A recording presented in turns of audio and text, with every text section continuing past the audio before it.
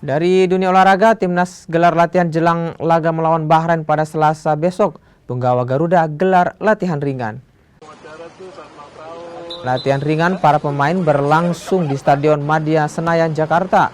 Hadir sejumlah pemain Timnas seperti Rizky Ridho, Ricky Kambuaya, Calvin Verdonik, Tom Haya, hingga Nathan. Ada 3 pemain yang tidak ikut dalam latihan kali ini.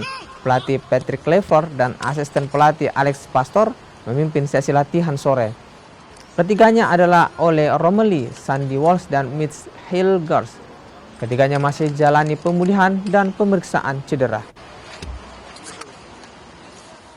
Sementara itu, Timnas Bahrain menggelar latihan perdana di lapangan A Senayan, Jakarta.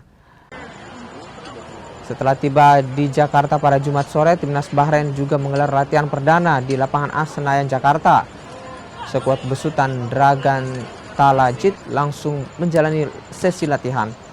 Sesi latihan kali ini hanya diikuti 14 pemain. Tidak tampak kiper utama Bahrain, Ibrahim Lutfallah, di latihan pertama ini.